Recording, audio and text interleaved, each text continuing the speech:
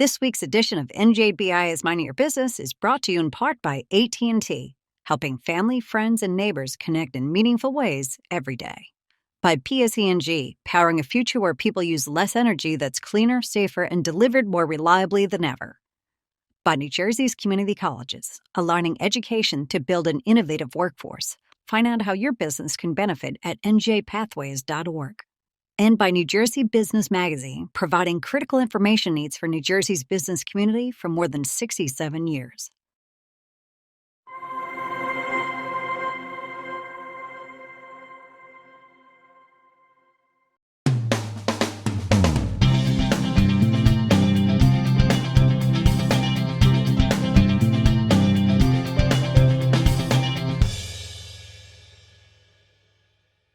Welcome to NJBIA's Minding Your Business. I'm Bob Considine. Well, new tariffs proposed by President Trump are having all kinds of impacts on New Jersey manufacturers. So NJBIA President and CEO Michele Siekerka recently visited Michael Lewis, the founder of FOCO, a leading manufacturer of sports and entertainment merchandise based in Piscataway. And we heard some of the challenges his famous business is facing right now. Have a look. So Michael, thanks for taking some time. Thank you for coming. Come on, that's great. So I know FOCO was founded in 1999 around the kitchen table. Yes, Tell me how that happened. So in 1999 was during the Beanie Baby craze. Yeah. And my wife was going through the McDonald's and getting the Beanie Babies. And I'd been in the product business for 20 or 30 years of my life in companies like Puma, Adidas, and then my own company, which was Apex One, and we did all clothing for the NFL. And I had been out of the product business for 3 or 4 years. And my wife, after collecting the Beanie Baby, said, would you make me a bear? And I said, no, I don't want to make a bear. And my wife sat around our kitchen table for a good 10 days with a needle and thread. And she made a Beanie Bear, our version. And our bear stood up. And it had 17 chambers in it. So if you flatten the feet right, our bear stood up. And my wife invented this. So we took the first bear, we went to the All-Star game at Fenway Park, and we sold 53,000 bears in 3 days. And one thing led to another, and my wife got me back in the business. It was all her idea and her creativity. And it went from one Beanie Bear to now we make over 2 million different items. We make bobbleheads, we make Christmas ornaments, we make clothing. If you have an NFL ugly sweater, that's from us, right? We make, if you have a team sports slipper, that's from us. We make scarves, we make bags. We make all kind of construction toys for children, everything with professional sports leagues and with college logos on it. And we also do the same thing in Europe with European football teams. So no limits to the imagination of what you can create. We are Willy Wonka's toy shop. So you ideate here, right? The imagination is endless. Here, we're sitting here right now in New Jersey. So here in America, in New Jersey, you ideate. Where does your product get manufactured? So our ideas come from a bunch of different streams, because I want to start with that. I'm a workaholic, and I'm a sports junkie. And however it happened in this life, my brain and the way I work, I see everything the way a fan would want to buy it. So I'll sit home on a Saturday in the fall, and I'm not exaggerating. I turn on College Game Day at 9:30, and I don't leave my couch till 1 in the morning, and I'll watch 10 to 12 hours of college football. I'm a Giant season ticket holder since I'm 7 years old. I miss one Giant game a year at most. So I'm deep into it. Now, we have the people who we hire here and the people who are involved in us. We have a culture and an army of people who live, eat, dream this business. So someone sees something on TV last night. Let's talk about that. Someone sees someone wearing something in a stadium. Let's talk about that. Someone sees someone in the street. Let's talk about that. So it's kind of like locusts. We'll fly to any field, we'll fly anywhere to get a new idea. Now, what that's led to, and this really answers your question, what that's led to is our whole business is speed. How fast can we get something done? So if we have a new idea, like we went in the mask business in 2020, we knew nothing about it. And when you say masks, I just want to clarify, you're talking about literally the mask that protected people during COVID. Different version. Not a Halloween mask. These were COVID-related masks. We knew nothing about it. Right. We researched it. We were all in our own homes. We were all set up to do it. We researched it. Now, our speed is based upon our sourcing and our supply chain, because it's not just that we buy the products from someone. The development of our new ideas is integrated with those factories. So if we want to make a new item, if we don't have the factory in place or the opportunity to get to a factory in place who can make what we need as it relates to team sports, the item stops. It doesn't happen. So our supply chain has a tremendous expertise in not just manufacturing the product, but in interpreting our idea into a commercial proposition. So if you don't have both ends, the ability to take an idea and turn it into a commercial proposition on one hand, and then on the other hand, to mass produce it at a consumer value proposition, you don't do it. So now, we are a China-dependent sourcing company. We work with over 37 factory groups. We have for 25 years. We're in 7 different regions of China. We know China like the back of our hand. We make about 5% of our goods in Mexico or the United States, but 95% of our sourcing is China. We've just moved certain businesses to Indonesia. So we moved all our headwear business to Indonesia. But we are China dependent. And the reason for that is because the types of things we make. So we make bobbleheads, as an example. And we'll take this bobblehead, which we made for the World Series.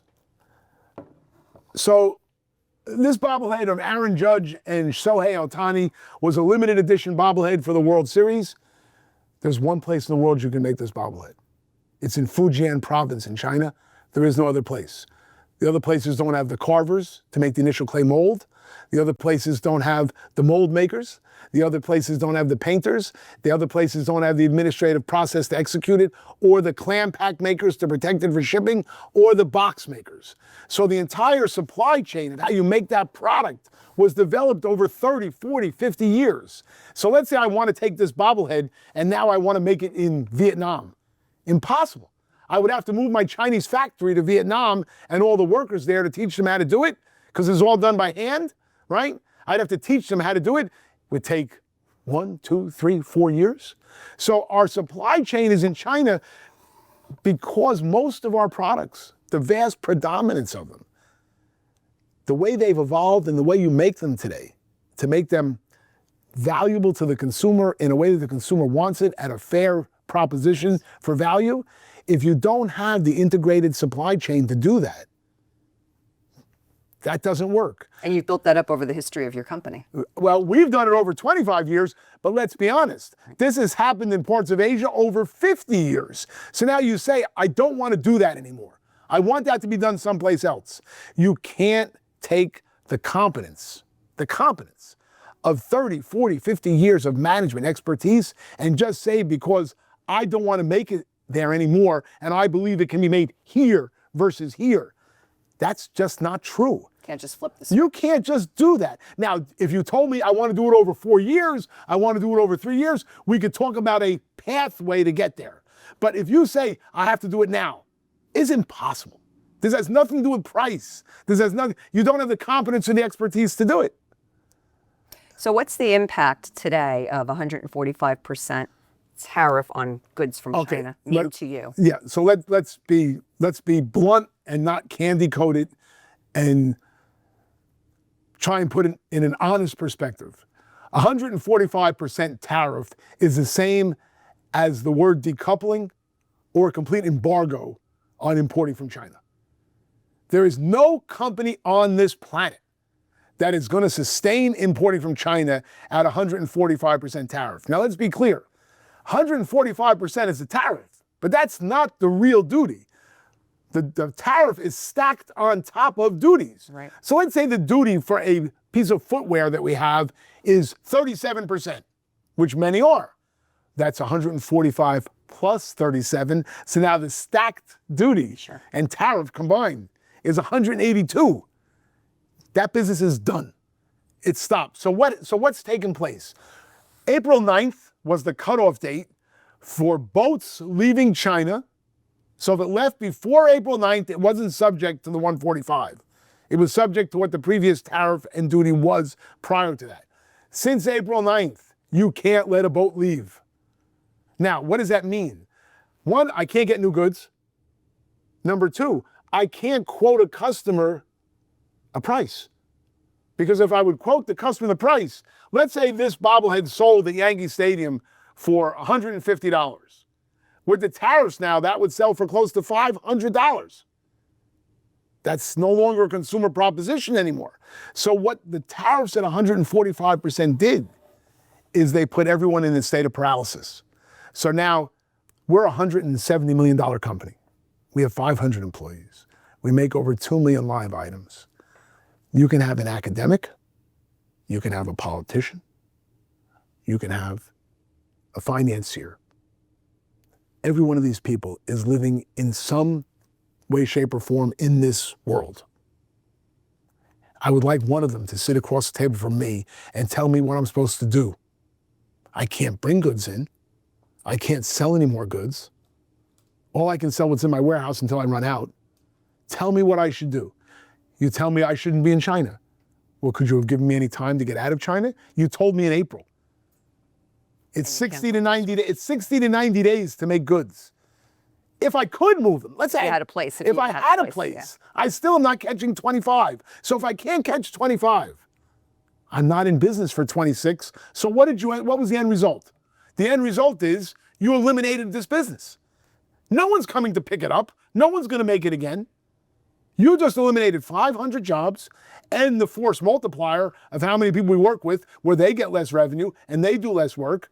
We ship close to 1.5 million packages direct to consumer from our facility in Arkansas, where we have 400,000 square feet and at peak time, 300 warehouse workers. And you have a facility in California We have a facility in California for our wholesale business. All these people will be out of work. They'll all be out of work. Everyone in New Jersey, the 115 people will be out of work. So who is thinking through for small businesses, any small business? This is not about the future. This is not about how we rebalance American trade. This is not about building more factories in the United States. What this is about in the next 60 days, if I sign guarantees to a bank, if I put my life on the line, if I invested 25 years of my life, if it was my life's work that I'm responsible for all my employees, this is life and death. I average sleeping right now, and I want to make this clear. If I don't take melatonin at night, a good night's sleep for me is an hour and a half. Well, we walked the floor. We saw the workforce here. Very young, vibrant workforce with a lot of energy. There was a lot of momentum there. And here's what's frustrating about it. So if I go on a walk at night and I bump into someone I know in my town, a doctor, a lawyer, a policeman, a fireman, a teacher, and you bring up this subject, they don't even know that this issue exists. So for my younger employees, there's a fine line. There's a fine line. You have to keep everyone motivated right now. You have to hope you find a solution to the problem, right? Because if you are Pollyanna, or if you are Chicken Little, whatever the right term is, and you don't show strength and you don't show confidence, every one of those people are going to say, why am I coming here? They're all going to, now, and everyone's nervous. There's no one who's an importer right now who can tell you that their staff is not nervous. Sure. Right. So what I ask, and I'm so grateful you come to talk to me, we don't feel we have a voice. We don't know who to talk to. Because anyone who's making policy, anyone who's doing this, are we some form of collateral damage? Are we expendable? Is it okay that they put a padlock on the door? Because you can't import from China. It's not possible. So when you mention 145 and the Chinese ministry said, these numbers are a joke, they're right, it's a joke. And when Treasury Secretary Bessent says, this is unsustainable. Well, if you know it's unsustainable, do you think it's unsustainable for me for five years? Is it unsustainable for another 60 days? Is it unsustainable for another 15 days? You know we're going to fail. You know we can't overcome it. So what's your plan? What do you tell us to do? What should we be doing? So we talk a lot about, or we hear about, right? A lot the opportunity for long-term gain through policy, through free trade policy, through fair policy, through tariffs, long-term gain. You hear a lot of people say we're willing to experience some short-term pain. What I'm hearing here is you're the casualty of that short-term pain. the unintended consequence of that short-term gain? I would answer you two ways. One, I'm a China trader. I'm an Asian trader for 50 years. There isn't a place on this planet I haven't gone to source product or to make product. I can promise you that. I'm doing it when it wasn't popular. I speak enough Mandarin to get by in China, right? President Trump is 100% right. 100% right.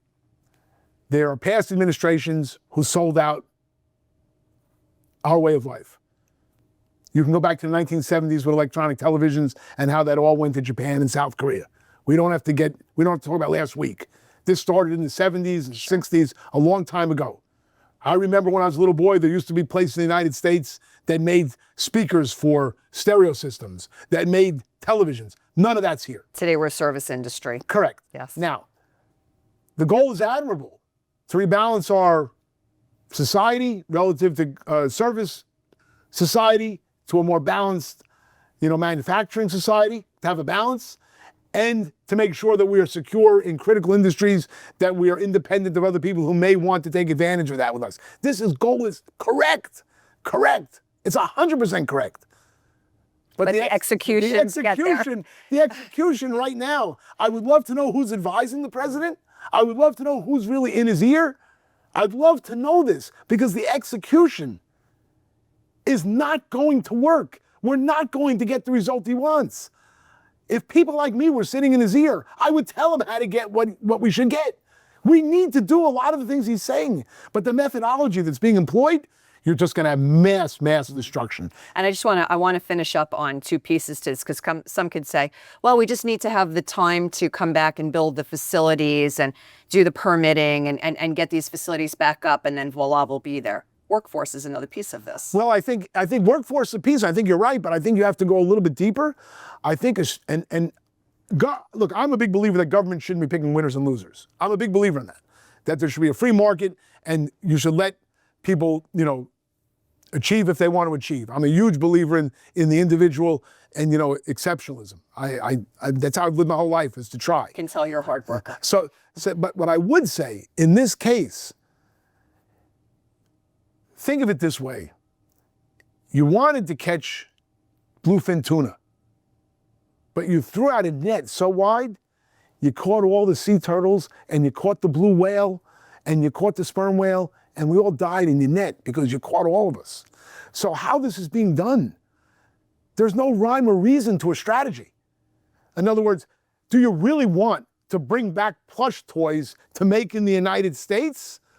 You're not going to make plush toys in the United States. Now, will there be one boutique company that goes on TV and on 60 Minutes, we had a huge success, we made, $1 million? Of course you will have anomalies. You'll have exceptions to every rule. I don't want to get caught up in that. But you're not bringing back hundreds of millions of dollars of plush toys in the United States, because we're not going to have workers who want to work at that wage to do that kind of hand labor. You're not bringing back bobbleheads to the United States.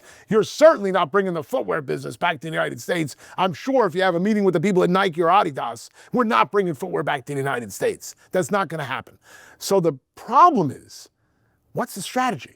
If you want to bring back certain things here, that's admirable. You want to rebalance the dollars and make trade deals with everyone, where there has to be an equilibrium between what they sell to us and we sell to them. We have enough great things in the United States to do that. We have enough resources, enough agriculture, enough other things to balance between service, agriculture, natural resources, and certain industries. We have enough to balance it. But if you throw out a casting net and you take every business, and every business we're in, you don't want them made here. You're just going to have to bring in a labor force here that's going to change our country again. Is that what anyone wants? You're not paying someone $20 an hour to make plush toys. Or else plush toy will cost. This plush toy costs between $20 and $30. Okay? If you made it here, it's going to cost between $50 and $80. No one's buying that. Right. So now all these businesses will just disappear. All right. Thank you to Michele Siekerka and Michael Lewis for that important conversation, and we'll be back with more right after this. Did you know our energy efficiency advisors can help you apply for rebates and other valuable incentives on your next energy efficiency project? Believe it. For more, connect at bizsaid.pseg.com your trusted partner in energy efficiency.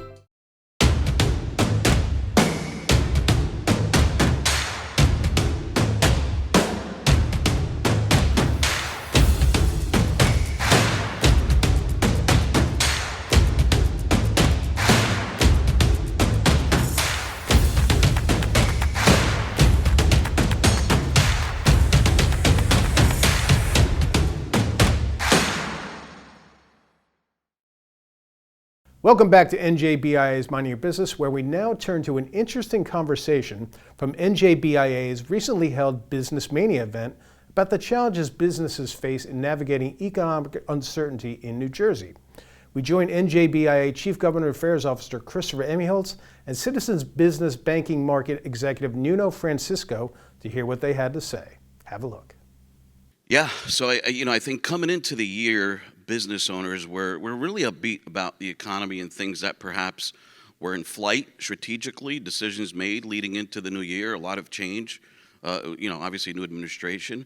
But there's been a lot of occurrences in the first quarter. So I think folks are perhaps just hitting the pause button a little bit just to get an understanding of what's exactly going to develop, what's going to roll out and ultimately impact their day-to-day business. But I think that's the general consensus. A ton of positivity coming into the year, and then given all that's happened in the last 8 to 10 weeks or so, really a little bit of a pause and more of a taking the time to digest and understand, and specifically what impacts. Is it operational? Is it strategic? Is it people impact? That's kind of some of the things that we're seeing over the last couple of months.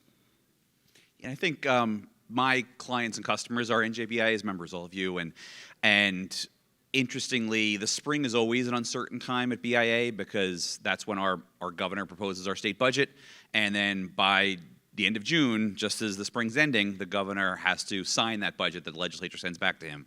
And that always kind of leads to what's going to happen in the budget. This year, the governor's proposed more than $1 billion in new taxes. Are those taxes going to happen this year or not?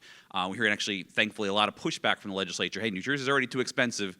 We can't compete. We're not affordable enough. Maybe we can't afford to do these over $1 billion new taxes. Also, BIA over the past couple of months, we always get questions about what's going on in the legislature, what's going on in the governor's office. We've gotten more calls about federal policy issues than I've ever seen at BIA over the past couple of months. And whether it's tariffs, immigration, funding freezes. So I think that is all something the BIA Government Affairs team has had to jump in to work on. We know that New Jersey is overly regulated. We know that it's too expensive and the tax is too high, but now having this uncertainty about what's going to happen in our state budget, we also are facing political uncertainties where we're going to have a new governor. No matter what, we will have a new governor a year from now. What's that going to bring? And BIA is spending a lot of time on behalf of our members trying to make sure that the new governor, whether it's a Democrat, Republican, one of the 9 people running, understands what businesses need. So we're working on the federal side, working on the state side, working on the political side, and trying to navigate these uncertainties. And Chris, you bring up taxes, right? And I think that's one of the things, too, around planning, and certainly taxable events. But one of the things that's happening across the footprint, and specifically in New Jersey, and there was just a great piece in New Jersey Business Magazine that NJBIA put out around this great wealth transfer, right? So business owners, right, they're very good at running their business, but there's a couple of things that perhaps folks leave out, which is really a very basic, fundamental part of your business and your strategic goals, which should be around succession planning. And I think there's an opportunity for us to invest a little bit more in that type of strategic thought. So perhaps not exactly what's going to happen in the first quarter or second quarter, but as you kind of start to see the landscape of your own business and start to plan out 5-10 years in advance, and how do all these things impact those strategic decisions that we're having? I think something to the tune of 66% of businesses do not have any succession planning in written in stone, right? Like, so what happens tomorrow? And when you look at perhaps even the lens of a lender, that's one of the big pieces of conversation that our teams have with clients is, what happens in the event of, or what are your plans if, right? And it's all around succession planning, with that turnkey, whether it's retirement, whether it's a transfer of wealth, certainly something that's happening also within the ecosystem right now when we think about planning, priorities, et cetera, in the current environment. And you mentioned one other thing today. You mentioned the immigration policies, right? This is a state of immigrants, right? And I don't know if I was talking to some immigrants in New Brunswick, and the place is like a ghost town because there's this fear, and I was just curious if you guys are seeing that. Some of the restaurant owners, some of the people who employ immigrants, are having trouble keeping their employees, or they're scared to come to work. Are you guys seeing that? I mean, this is anecdotal. I see it in New Brunswick.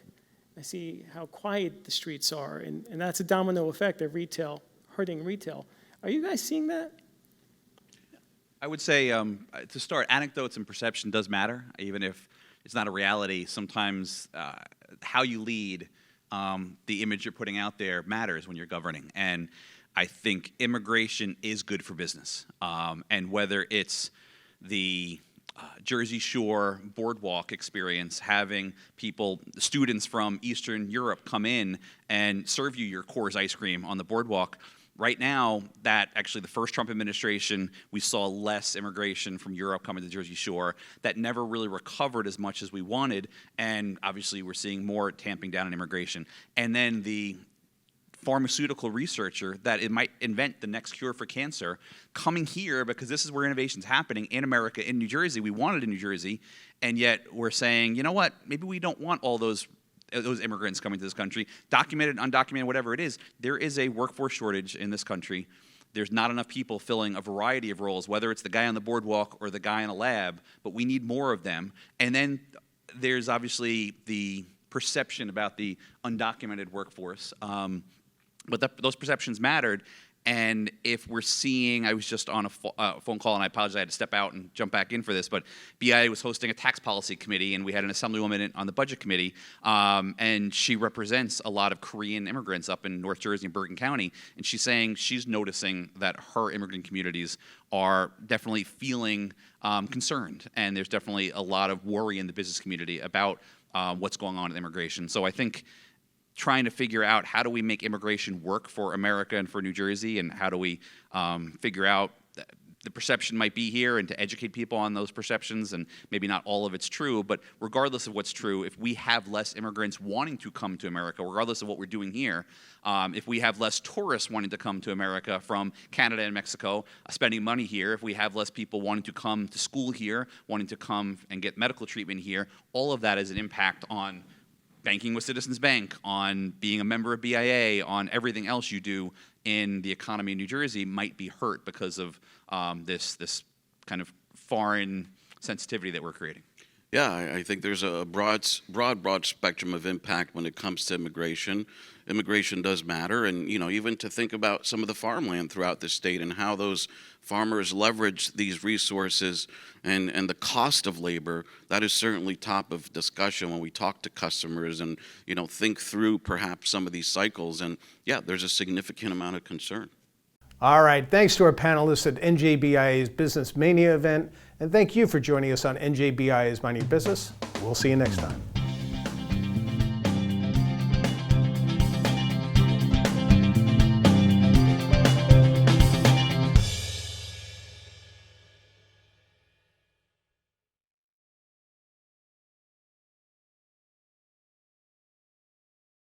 Did you know you can learn ways for your business to conserve, save, and operate more sustainably with PSE&G's Business Energy Saver program? Believe it. For more, connect at bizsave.pseg.com, your trusted partner in energy efficiency. Calm before the storm? No, thank you. This is Jim's time to shine. And Mike's. And Jennifer's. Helmets? Check. Drones? Check. Checking that thing we just checked? Double check.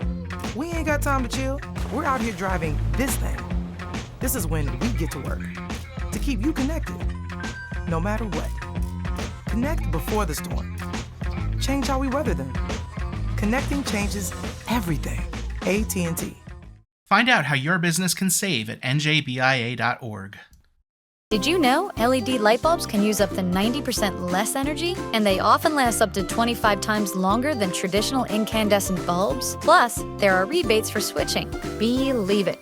For more, connect at bizsave.pseg.com, your trusted partner in energy efficiency.